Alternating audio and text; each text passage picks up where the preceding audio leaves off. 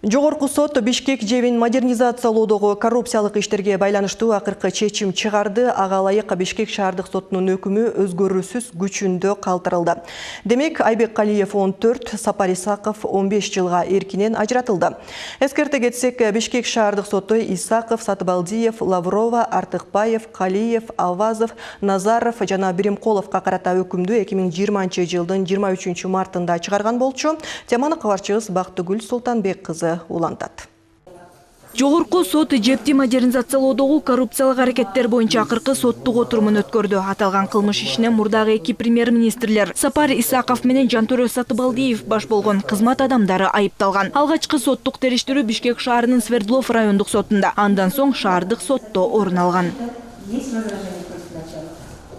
Бишкек шаардык соту жылуулук электр борборун оңдоп түзөөдөгү коррупцияга байланыштуу райондук соттун өкүмүн дээрлик күчүндө калтырган. Буга чейинки соттун чечиминен болгону Улуттук энергия холдинг компаниясынын мурдагы башчысы Айбек Калиевдин абак мөөнөтү 1 жылга кыскартылды. Ал эми Сапар Исаков 15 жылга, Жантөрө Сатыбалдиев 7 жыл 6 айга, электр станциялары ишканасынын мурдагы жетекчиси Салайдин Авазов 11 жыл 3 айга эркинен ажыратылса, ошол кездеги энергетика министри Осмонбек Артыкбаевга 5 миллион сом, мурдагы финансы министри Ольга Лавровага 3 миллион сом айып салынган. Айыпталуучулардын айрымдары тергөө абагында отурган убакытты эске алуу менен сот залынан бошотулган. Алар электр станциялары ишканасынын ошол кездеги жетекчисинин мурдагы орун басары Жолдошбек Назаров жана жепти модернизациялоо долбоорунун мурдагы аткаруучу директору Темирлан Биримкулов. Бишкек шаардык сотунун мындай чечими өзгөртүүсүз калтырылды. Соттук коллегия болгону өкүмгө чыгымды бирдей өндүрүү деген сөздү кошту. Ага ылайык соттолгондордон финансы министрлигинин эсебине 5 миллиард сом өлчөмүндө чыгымды тең бөлүү менен ордуна келтирүү чечими чыкты.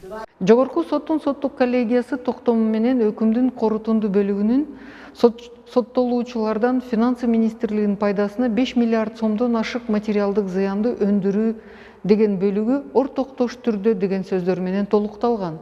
Өкүм калган бөлүгүндө күчүндө калтырылган. Прокурордун кассациялык сунушу жана жактоочулардын даттануулары канааттандыруусуз калтырылган.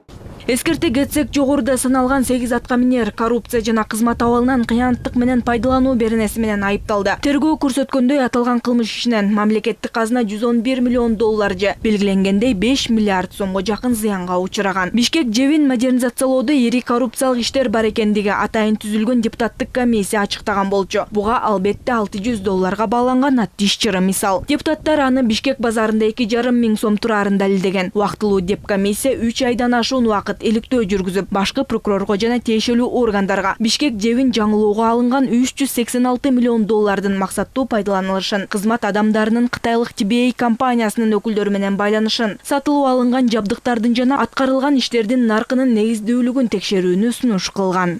Негиздеме болгон эмес, бул проект болгон эмес, ошо негизинде бу жерде атайын химика суу даярдоо система курулган эмес.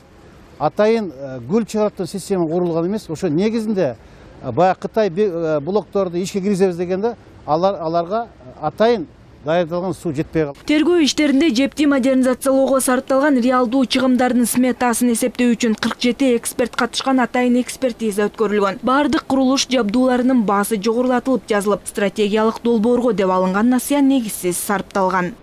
Өздүк баасы 22 миллион болгон 2 турбина 25 миллион доллардан орнотулган. 6 миллион 200 миң долларлык 2 генератор 8 миллион 400 миң доллардан орнотулган. 650 миң долларлык тармактык суу жылыткычтын баасы 1 миллион 400 миң доллар деп көрсөтүлгөн. Аттиш 600 долларга сатылып алынган. Видео көзөмөлдөөчү камеранын бирөөсү 14,5 миң доллар. Жалпысынан алганда көпчүлүк курулуш материалдары, техникалык жабдуулар кымбат баада сатылып алынган.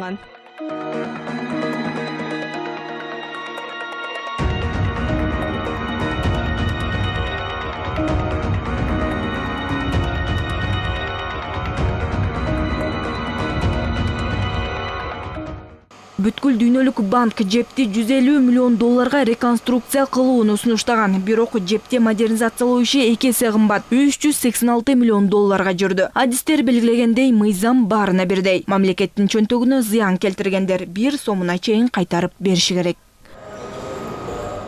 Бактыгүл Султанбек кызы, Жанадил Абубакир уулу, ЛТР, Бишкек.